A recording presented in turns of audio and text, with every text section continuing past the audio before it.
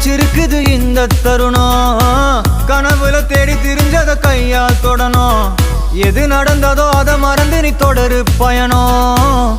இனி இனி வரும் பொழுதுகள் தீராதே கொண்டாட்டம். ஏலோ புல்லேலோ